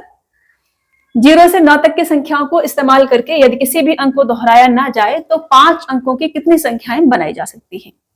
0 से 9 तक की संख्याओं को इस्तेमाल करके यदि किसी भी अंक को दोहराया ना जाए, रिपीटेशन नहीं करना है किसी का भी, तो 5 अंकों की कितनी संख्याएं बनाई जा सकती हैं, ये हमसे कहा जा रहा है। ठीक है, तो 0 से 9 तक लिखना है 0 1 2 3 3 लिख जाओ भाई ठीक से, और 4 और 5 और 6 7 और 8 और 9। ठीक है, कितना डिजिट हो गया टोटल हमारे पास में, 5 और 5 10 डिजिट हो गया। टोटल कितना है हमारे पास में, 10 डिजिट है टोटल। ओके, कितना है, 10 डिजिट। अब देखो, जब भी आप 5 अंकों की संख्या बनाओगे तो 0 से स्टार्ट नहीं कर सकते हैं, 0 से स्टार्ट नहीं कर सकते हैं, तो आपके पास कितना बचेगा, 9 डिजिट बचेगा शुरू करने के लिए। तो सबसे पहले 9 इन 0 को छोड़ करके बाकी किसी भी डिजिट से आप शुरू कर सकते हैं, तो 9 डिजिट। अब पहली वाली डिजिट हम 0 यूज नहीं कर सकते, बीच में कहीं भी यूज कर सकते हैं, तो हमारा 0 भी आ जाएगा बीच में यूज करने के लिए, तो बाद में भी कितने बचेंगे, 9 डिजिट। ठीक है ना, अब 2 डिजिट हमने यूज कर ली, फिर कितने बचेंगे, 8 बचेंगे। अब 3 डिजिट यूज कर ली, कितने बचेंगे, 7 बचेंगे। अब हमने 4 डिजिट यूज कर ली, कितने बचेंगे, 6 बचेंगे। अब हमें 5 ही अंक की संख्या बनानी थी, तो बस यहीं तक छोड़ना है। आप कॉलम बना के भी समझ सकते हैं इसको, ऐसे ऐसे 1 2 3 4 5। ठीक है, यहां हम 0 नहीं रख सकते हैं, पहले नंबर पर हम 0 नहीं रख सकते हैं, तो बाकी के 9 डिजिट जो बचेंगे उसमें से कुछ भी रख सकते हैं। ठीक है ना, अब दूसरे नंबर पर हम 0 रख सकते हैं। ठीक है ना, दूसरे तीसरे नंबर पर भी 0 रख सकते हैं। ओके, तो अब हमारा 0 इंक्लूड कर सकते हैं, तो अभी भी हमारे पास 1 डिजिट हम हटा दे तो 9 डिजिट बचेंगे हमारे पास, तो यहाँ 9 आ जाएगा। अब 2 हटा दे तो 8 बचेंगे, 3 हटा दे तो 7 बचेंगे, 4 हटा दे तो 6 बचेंगे। ये 5 डिजिट की केवल संख्या हमें बनानी थी ऑलरेडी। इन सबका मल्टीपल अगर आप करोगे तो आपको मिलेगा कितना, 27,216। मैं डिजिट पे जाऊंगी केवल, 9 में 81, 1 आएगा लास्ट में, 8 1 8 और 8 7 56, 6 आएगा लास्ट में, इधर मल्टीपल करेंगे तो 6 36 6 आएगा, और एक भी दे रखा है 27,216 रुपए नहीं है ये इतना संख्याएं बनाई जा सकती है। ठीक है ना, 27,216 संख्याएं बनाई जा सकती है। मेरे मुंह से रुपए निकल जाता है बिकॉज क्वेश्चन वैसे वैसे सॉल्व करते हुए आ रहे होते हैं ना, इसलिए। तो 27,216 रुपए, ऑप्शन ए आपका राइट आंसर आ जाएगा। नेक्स्ट, 5% चक्रवृद्धि ब्याज पर 7,500 रुपए की राशि का भुगतान 3 वर्षों में समान वार्षिक किस्तों में जमा किया जाना है। प्रत्येक किस्त की राशि क्या है, ये हमसे कहा जा रहा है। अब देखो, चक्रवृद्धि ब्याज में इंस्टॉलमेंट आपने निकालनी है, 2 साल तक का आपको फॉर्मूला रटा होता है, 5 साल का नहीं पता होता है, तो बेसिक आपने समझना है। 3 साल का, 3 साल 4 साल 5 साल कुछ भी आपसे पूछ ले, आप कर पाएंगे क्वेश्चंस को, ऐसा तरीका मैं आपको बताऊंगी। ठीक है ना, आपको रटने की आवश्यकता बिल्कुल भी नहीं पड़ेगी। तो मैंने कहा कि 5% बराबर क्या होता है आपका, 1/20 होता है। ठीक है, कितना होता है, 20। तो इंस्टॉलमेंट देनी है तो समान देनी होगी, एक जैसी, जितना आपने पहले साल दिया है उतना दूसरे साल, उतना तीसरे साल, हर साल इक्वल देना पड़ता है। तो मैंने कहा कि 20 रुपए अगर आपने उधार लिए हैं तो उस पर 1 रुपए ब्याज लगा करके पहली इंस्टॉलमेंट 21 की बनेगी। ठीक है ना, दूसरी इंस्टॉलमेंट को बराबर करेंगे बाद में, पहले साल में ये 20 से 21, दूसरे साल में स्क्वायर करेंगे तो कितना आ जाएगा, 400 से 441, और तीसरे साल में कितना आ जाएगा, क्यूब करेंगे तो 8000 से कितना हो जाएगा, ये 21 का क्यूब 9261, 9261 21 का क्यूब होता है। क्यूब आपको 35 तक याद होनी चाहिए, रटने हैं। ठीक है ना, मैं सिर्फ समझा सकती हूँ कि कहां से कहां तक तुम्हें याद होना चाहिए, करना आप नहीं पड़ेगा, मैं आपके लिए याद नहीं कर सकती। अभी मेरे को इंस्टॉलमेंट को क्या करना है, इक्वल करना पड़ेगा। इंस्टॉलमेंट इक्वल करने के लिए यहाँ 21 से मल्टीपल और यहाँ 441 से मल्टीपल करेंगे तो इधर भी आपके पास 9261 मिलेगा और इधर भी आपके पास 9261 मिलेगा और इधर तो 9261 है। ये सभी इंस्टॉलमेंट क्या कर दी मैंने, इक्वल। अब यहाँ 21 से मल्टीपल करा तो यहाँ भी करेंगे तो 21 चौका 84, 8400 यहाँ हो जाएगा। 441 से मल्टीपल करा तो इधर भी करेंगे, कितना आ जाएगा, 0, 2 दूनी 2, ये 2 एकम 2 और 4 दूनी 8 और 4 दूनी 8, ये आ जाएगा। ठीक है, अब इनको क्या करूं मैं, ऐड करूं। 8000 ये तो है हमारे पास में, इन सभी को क्या करूं, ऐड करूं तो 0, 2, 12 के 2 कर लूंगे, एक आ जाएगा 8 के 24 और 25, 25,220। टोटल अमाउंट कितना है, 25,220, जिसकी वैल्यू मेरे को कितनी दे रखी है, 7500 दे रखी है।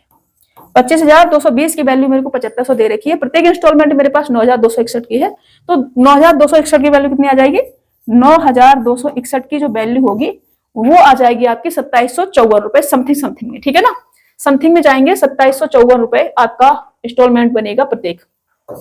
आप काट के देखना इसको, ठीक है, सॉल्व करके देखना इसको। मैं इधर लिख देती हूँ इसकी वैल्यू कितनी आएगी, मैं इसकी लिख देती हूँ। प्रत्येक जो इंस्टॉलमेंट जाएगी वो जाएगी 2754 रुपए, इंटरेस्ट वेंटरेस्ट सब लगा करके। ठीक है, अभी देखो मैंने कहा कि 7500 इधर लिखना है मेरे को, मल्टीपल करना फिर आप इसको सॉल्व करना। 7500 बट्टे में 25,220 इंटू का मेरे को चाहिए 9261 की वैल्यू। ठीक है, ये अब सॉल्व आप करना इसको, 2754 समथिंग कुछ मिलेगा आपको, तो 2754 ये आपका आंसर। पॉइंट में भी जा रहा होगा, कुछ पॉइंट हटा देना है आपने, यहां तक रखना है। ठीक है ना, पॉइंट में भी जाएगा बिकॉज संख्या पूरी नहीं कटेगी। तो 2754 रुपए आपका ऑप्शन डी क्या होगा, आपका राइट आंसर होगा। कैलकुलेशन है इसमें, कैलकुलेशन आपने करनी पड़ेगी, उसमें आप कुछ नहीं कर सकते हैं। अगर हमसे 2 साल की इंस्टॉलमेंट पूछी होती केवल, तो वो भी समझ लो, उसके लिए आपने कोई ट्रिक याद कर रखी होगी। अगर मुझसे कोई 2 साल की इंस्टॉलमेंट पूछी होती, मान लो रेट ऑफ इंटरेस्ट 10% है, ठीक है ना, कितनी है, 10% है, और 2 इंस्टॉलमेंट हमसे पूछी है, ठीक है ना, 2 इंस्टॉलमेंट पूछी है, 10% बराबर कितना होता है, 1/10 होता है। ठीक है, तो 2 इंस्टॉलमेंट के लिए क्या होता है, प्रिंसिपल इज इक्वल टू प्रत्येक इंस्टॉलमेंट इंटू का 10 रुपए थे, उस पर 1 रुपए इंटरेस्ट लगेगा तो 11 रुपए, मतलब 10 से कितना हो जाएगा ये 11, इंटू का दोनों को ऐड करेंगे 21/11, 21/11 इंस्टॉलमेंट इक्वल रखनी है। ठीक है, तो ये आपका 2 साल के लिए केवल मैंने आपको लिखवा दिया है एग्जाम्पल लेके रेट ऑफ इंटरेस्ट का, क्योंकि यहाँ पर हम एक्स बाई नहीं मान सकते, ऐड भी करना होता है हमको। ठीक है, ओके, जितना भी बढ़ रहा है उतना, ठीक है ना, समझ में आ रहा है, ये आपने करना है। बाकी फॉर्मूला भी इसका कुछ होता होगा, मुझे याद नहीं, मैं फॉर्मूले से करती नहीं हूँ तो मेरे को याद भी नहीं होती, मैं अपना ऐसे ही करती हूँ, और ऐसे ही आपने भी करना है। चलिए नेक्स्ट में, एक बाल्टी में 11:12 के अनुपात में तरल पदार्थ ए और बी है, मिश्रण में से 92 लीटर निकाल लिया जाता है और इसे 92 लीटर बी से भर दिया जाता है। अब यह अनुपात 9:10 में बदल जाता है, तरल बी की आरंभिक मात्रा ज्ञात कीजिए, ये हमसे कहा जा रहा है। एक बाल्टी है जिसमें 11:12 के अनुपात में तरल पदार्थ ए और बी भरे हुए हैं, ठीक है, मिक्स होकर के भरे हुए हैं। मिश्रण में से 92 लीटर निकाल लिया जाता है, जो भी मिक्सचर है उसमें से 92 लीटर निकाल करके केवल बी भर दिया जाता है। 92 लीटर मिश्रण को निकाला और 92 लीटर बी उसमें हमने क्या करा, भर दिया। 92 लीटर बी जब हम भर देते हैं तो अनुपात 9:10 में बदल जाता है, जो पहले 11:12 था अब 9:10 हो जाता है। तो तरल में बी की आरंभिक मात्रा क्या थी, ये हमसे कहा जा रहा है। तो ऐसे क्वेश्चंस में क्या करते हैं हम लोग, जिसके साथ छेड़छाड़ की जा रही होती है ना उसे हटा देते हैं, और जिसके साथ छेड़छाड़ नहीं की जा रही होती है उसे पूरी क्वांटिटी मान लेते हैं। ठीक है, जैसे हमारे पास ए और बी था एक बाल्टी में, जिसका रेशियो था 11:12 का। ठीक है, मिश्रण में से हमने क्या करा, 92 लीटर निकाला और बी को उसमें पटक दिया। तो बी के साथ क्या करा हमने, छेड़छाड़, तो बी को हमें नहीं लेना है। ठीक है, बी के साथ हमें छेड़छाड़ कर दिया, बी को नहीं लेना है। और 92 लीटर निकालने के बाद हमारे पास जो रेशियो है वो है 9:10 का। ठीक है, अब बी के साथ मैंने कहा छेड़छाड़ नहीं करनी है, बी के साथ सिर्फ कितना काम करना है, इक्वल बनाने का। यहाँ हम दोनों को लेंगे कितना आ जाएगा, 23 आ जाएगा। इधर हम दोनों को लेंगे कितना आ जाएगा, 19 आ जाएगा। जितना निकाला उतना ही डाला है, तो क्वांटिटी कैसी होनी चाहिए थी, इक्वल होनी चाहिए थी। समझ रहे हो, जितना हमने निकाला उतना ही डाल दिया, तो क्वांटिटी इक्वल होनी चाहिए थी। यहाँ नहीं है तो हमें बनानी पड़ेगी। तो इधर हम क्या करेंगे, 19 से मल्टीपल करेंगे, इधर हम क्या करेंगे, 23 से मल्टीपल करेंगे। 19 से मल्टीपल करेंगे, इसके साथ नहीं करना है, इसके साथ करना है। 19 से मल्टीपल करेंगे कितना आ जाएगा, 209 आ जाएगा। ठीक है, और 23 से मल्टीपल करेंगे कितना आ जाएगा, ये 207 आ जाएगा। ओके, कितना निकाला, 209 से 207 हो गया। इसके साथ नहीं जाना है, जिसके साथ छेड़छाड़ नहीं किया उसको पूरी क्वांटिटी मान लेना है। पहले पूरी क्वांटिटी 209 थी, अभी 207 हो गई। कितना निकाल दिया हमने, 2 निकाल दिया। इस 2 की वैल्यू हमें क्या दे रखी है, 92 लीटर दे रखी है। ठीक है, 2 की वैल्यू अगर 92 है तो पूरी क्वांटिटी कितनी हमारे पास, 209 है। 209 की वैल्यू कितनी आ जाएगी हमारे पास, 46 इंटू का 209 आ जाएगी। ठीक है, अब मुझे बी की मात्रा चाहिए। अब हम आएंगे इस पे, बी पे मुझे चाहिए केवल बी। तो बी बराबर कितना आ जाएगा, 46 इंटू का 209 बट्टे में टोटल ये कितना है, 23 की क्वांटिटी है, टोटल ये 23 की है। और बी कितना है मेरे पास, 12, तो 12 की वैल्यू मुझे चाहिए। अब हमें यहाँ से बी निकालना है। ठीक है, 23 दूनी 46, 2 बार काट दिया मैंने। और ये 400, 9 दूनी 18, 418, 418 इंटू का 12 अगर आप करोगे तो 12 अट्ठे 96, कैरी लेंगे 9 आ जाएगा। 12 और 9 21, कैरी लेंगे 2 आ जाएगा। 12 चौक 48 और 2 कितना होगा, 50, मतलब 5016। 5016 ऑप्शन डी आपका राइट आंसर होगा। ठीक है, ये 5016, 5016 मतलब कि 5016, ये क्या होगा आपका, बी की मात्रा होगी। प्रारंभ में बी कितना होगा आपका, 5016 होगा। मैं फिर से समझा रही हूं आपको, जब भी मिक्सचर को निकाल करके उतनी ही मात्रा में ए या बी डाल दिया जाए तो पूरी जो क्वांटिटी माननी है वो उसको माननी है जिसके साथ छेड़छाड़ नहीं की गई हो। जिसके साथ छेड़छाड़ की गई है उसे हटा देना है। जैसे बी के साथ की गई थी, मिक्सचर को निकाल के बी उसमें पलट दिया था, तो ए हमारा सेफ था। तो ए को हमने क्या करा, पूरी क्वांटिटी मान ली। पहले एक पूरी क्वांटिटी मैंने मानी ए को, तो पहले मेरे पास 209 था, 209 से 207 रह गया, मतलब 2 कम कर दिया हमने। यहाँ पे कितना करा है, 92। 2 की वैल्यू अगर 92 है तो 209 की वैल्यू ये आ जाएगी। हमें बी की मात्रा चाहिए थी, हम यहाँ सॉल्व नहीं करा, हमने यहाँ पे ले लिया क्योंकि ये इससे कट रहा था। यहाँ मल्टीपल करते फिर काटते तो वो पागलपंती हो जाती ना, तो वहां से हमें बचने के लिए हमने यहीं पे से काटा, फिर मल्टीपल करा, तो 5016 ये हमारा बी की क्वांटिटी आ गई। चलिए नेक्स्ट, गुणोत्तर श्रेणी जीपी का योगफल बताइए। अब देखो ये जो श्रेणी है ये है ज्योमेट्रिक प्रोग्रेशन। इसमें क्या होता है, कॉमन रेशियो भी होता है, पहला पद भी होता है, सम पूछा जा रहा है आपसे। ठीक है ना, तो पहला जो पद है वो है 1/3 और मल्टीपल भी किससे चल रहा है, 1/3 से मल्टीपल हो रहा है सब जगह। देखो यहाँ 1/3 से हुआ है, यहाँ भी मल्टीपल हुआ है किससे, 1/3 से। तो कॉमन रेशियो क्या चल रहा है हमारा, 1/3 चल रहा है। ठीक है ना, तो मैं यहाँ से अगर मैं लिखूं कि पहला वाला जो टर्म है वो क्या है, वो है 1/3 और जो कॉमन रेशियो है आर वो कितना है, वो भी है 1/3। ठीक है, तो सम कितना होता है इसका, सम होता है इसका, सम की अगर हम बात करें तो सम होता है पहला पद ब्रैकेट में कॉमन रेशियो की पावर n माइनस का 1 अपॉन में कॉमन रेशियो माइनस का 1, ये क्या होता है इसका सम होता है। ठीक है, तो पहला वाला जो टर्म है वो है हमारे पास 1/3, ब्रैकेट में जाएंगे 1/3 की पावर n तक है तो n लगाएंगे, इसकी पावर माइनस का 1 करेंगे, अपॉन में 1/3 माइनस का 1 करेंगे। ठीक है, अब माइनस का यहाँ पे 2 आएगा, 3 से 3 कट जाएगा, माइनस के 2 को प्लस में 2 हो जाएगा, 1/2 कर देंगे तो 2 इधर आ जाएगा, तो यहाँ पर आ जाएगा ये 1/2, ये आ जाएगा आपका 1/2 और चेंज करा है तो ये प्लस का हो जाएगा, ये माइनस का हो जाएगा, 1 माइनस का 1/3 की पावर n, और ये आपका आंसर होगा। मैं भी समझा दूंगी कैसे चेंज करा है मैंने।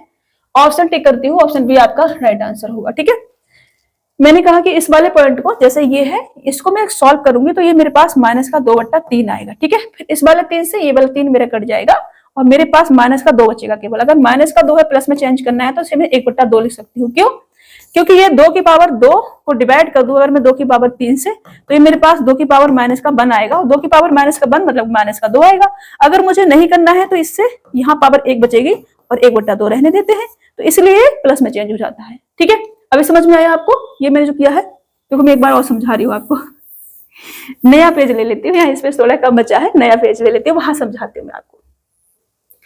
मैंने कहा कि मेरे पास जो चीज थी वो थी 1/3, ब्रैकेट में 1/3 की पावर n माइनस का 1 अपॉन 1/3 माइनस का 1, ये था। ठीक है, यही था।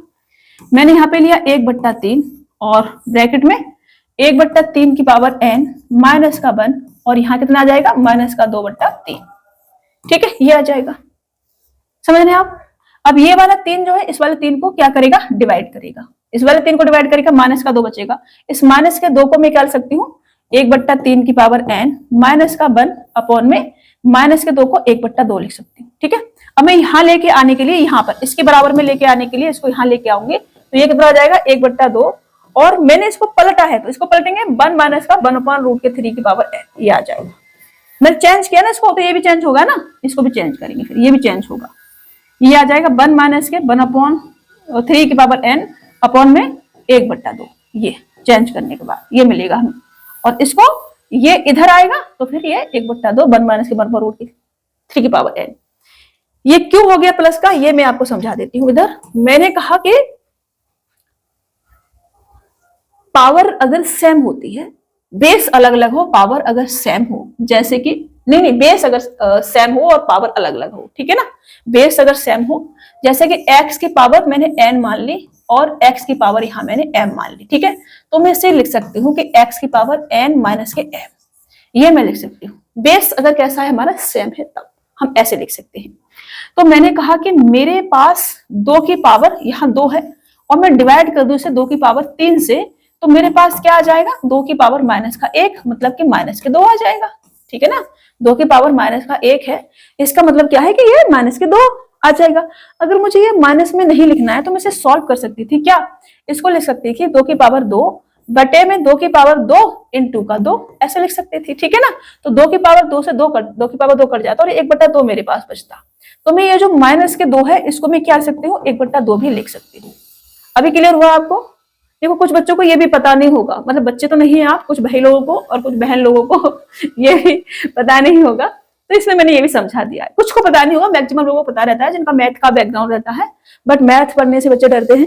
जब मैं भी स्टूडेंट हुआ करती थी तो मेरे को भी मैथ से डर लगता था, मतलब कि स्कूल कॉलेज के टाइम पे। बाद में जब मैंने तैयारी की तो मेरा फेवरेट सब्जेक्ट मैथ ही हो गया था। मैंने मैथ पे ही काम किया, मेरा इंटरेस्ट डेवलप हो गया था बहुत ज्यादा इसमें।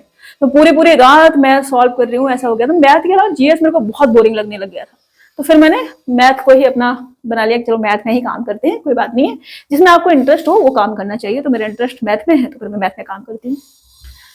2 वर्ष के लिए समान ब्याज दर पर निवेश की गई राशि, 2 वर्ष के लिए समान ब्याज दर पर निवेश की गई राशि, चक्रवृद्धि ब्याज और साधारण ब्याज के बीच का अंतर 1180 रुपए है। ब्याज की दर 20% प्रतिवर्ष है, तो फिर निवेश की गई राशि क्या है ये हमसे कहा जा रहा है। तो 2 वर्ष का एसआई और सीआई का जो डिफरेंस होता है उसको बोलते हैं हम D2।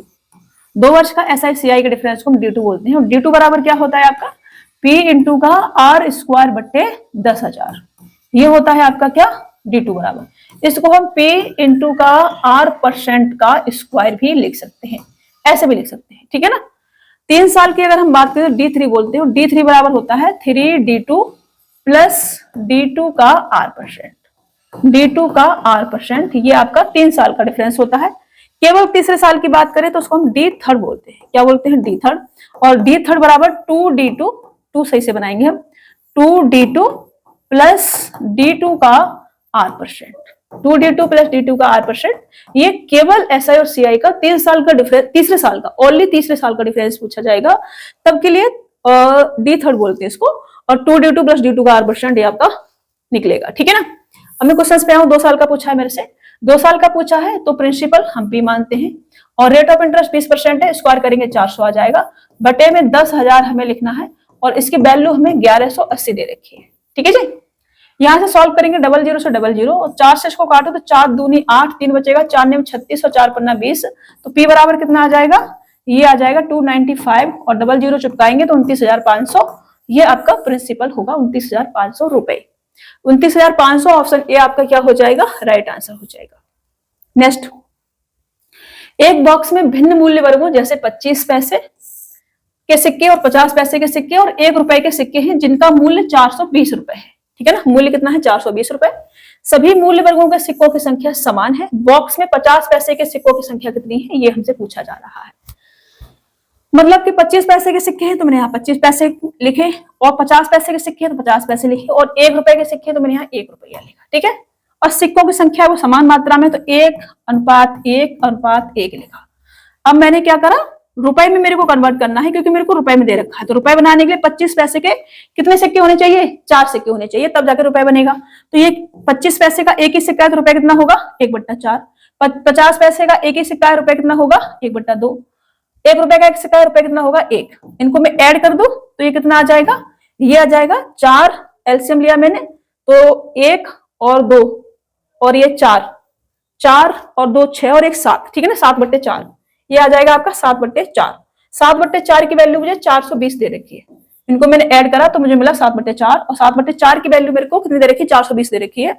तो मेरे से पूछा है कि 50 पैसे के सिक्कों की संख्या कितनी होगी। 50 पैसे के सिक्के की संख्या कितनी है, 1।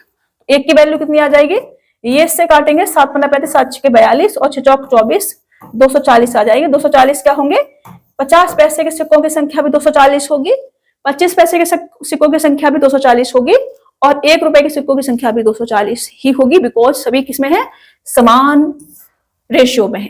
ठीक है, तो 240 ऑप्शन बी आपका राइट आंसर होगा। इसमें भी कोई ट्रिक मत लगाया करो, ये समझने वाली चीज है, इसमें दिमाग ट्रिक कहाँ लगेगी इसमें, तो ये तो दिमाग से होने वाले सवाल हैं कि 25 पैसे का अगर एक सिक्का है आपके पास तो रुपए कितना बनेगा, 1/4 बनेगा। 50 पैसे का अगर एक सिक्का है आपके पास तो रुपए 1/2 बनेगा।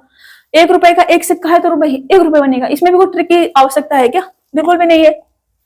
एक डिब्बे में 1 रुपए के सिक्के, 2 रुपए के सिक्के और 10 रुपए के सिक्के हैं। 1 रुपए के सिक्के, 2 रुपए के सिक्के और 10 रुपए के सिक्के का मूल्य 1560 रुपए है।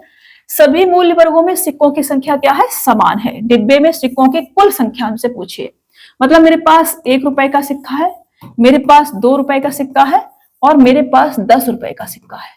ठीक है जी, और इन सिक्कों की जो संख्या वो समान है, मतलब 1:1:1 में है। अगर मैं इसे रुपए में कन्वर्ट करूं तो रुपए कितने आ जाएंगे, 1 रुपए का एक सिक्का तो 1 रुपए प्लस का 2 रुपए प्लस का 10 रुपए, मतलब टोटल देखूं तो 13 रुपए। इस 13 की वैल्यू मुझे क्या दे रखी है, 1560 दे रखी है। तो मेरे से टोटल सिक्कों की संख्या कितनी आ जाएगी, 3 आ जाएगी। तो 3 की वैल्यू कितनी आ जाएगी, ये इसका कितना गुना है, 13 × 13 13 दूनी 26, 120 गुना है, तो इधर भी कितना करेंगे, 120 गुना करेंगे हम। तो 12 × 3 = 36, मतलब कि 360 टोटल सिक्के होंगे और ये आपका आंसर होगा। ठीक है, कितना, 360 टोटल सिक्के 360 होंगे, ऑप्शन ए आपका राइट आंसर हो जाएगा। एक नाव 60 घंटे में धारा के प्रतिकूल 300 किलोमीटर जाती है। 60 घंटे में 300 किलोमीटर जाती है और 60 घंटे में धारा के अनुकूल 540 किलोमीटर जाती है। मतलब धारा के विपरीत दिशा में 60 घंटे में 300 किलोमीटर जाती है और धारा की दिशा में 60 घंटे में 540 किलोमीटर जाती है। इस तरह जल में नाव की गति क्या है, ये हमसे कहा जा रहा है। ठीक है ना, ये तो पता ही होगा, अनुकूल और प्रतिकूल नाव किधर जा रही है। अगर धारा की दिशा में नाव जारी होती है तो धारा की जो स्पीड होती है और नाव की जो स्पीड होती है दोनों को ऐड कर देते हैं। अगर विपरीत दिशा में जा रही है, अपोजिट डायरेक्शन में जा रही है, तो दोनों का डिफरेंस लिया जाता है। ठीक है, तो सेम डायरेक्शन में जाएगी तो x + 22 से जाएगी और x + 22 सेम डायरेक्शन में 540 किलोमीटर के डिस्टेंस को 60 घंटे में तय किया है, तो स्पीड कितनी आ जाएगी, 9 किलोमीटर प्रति घंटे की। ठीक है ना, यही है, किलोमीटर प्रति घंटे में ज्ञात कीजिए, ये आ जाएगी। और अगर मैं x - y की बात करूं तो 300 किलोमीटर के डिस्टेंस को 60 घंटे में तय करा है, तो स्पीड कितनी आ जाएगी, 5 किलोमीटर प्रति घंटे की। अब मुझे क्या चाहिए, नाव की गति चाहिए। नाव की गति मैंने क्या मानी है, x मानी है, तो x = कितना आ जाएगा, दोनों को ऐड करेंगे, कितना आ जाएगा, 14/2 करेंगे तो 7 किलोमीटर प्रति घंटा क्या होगी, नाव की चाल होगी और ये आपका आंसर होगा। ठीक है, 7 किलोमीटर प्रति घंटा, ऑप्शन सी आपका राइट आंसर हो जाएगा। अगर हमसे बाई पूछा जाता तो बाई बराबर क्या आ जाता, बाई बराबर इसमें से माइनस करते तो कितना आता, 4/2, तो 2 किलोमीटर प्रति घंटा बाई की चाल आ जाती। ठीक है, मैं लिख दूं उसको माइनस करके प्लस करके, आप समझ रहे होंगे। ये 14 कैसे आया, 9 + 5, ठीक है, और 4 कैसे आया, 9 - 5।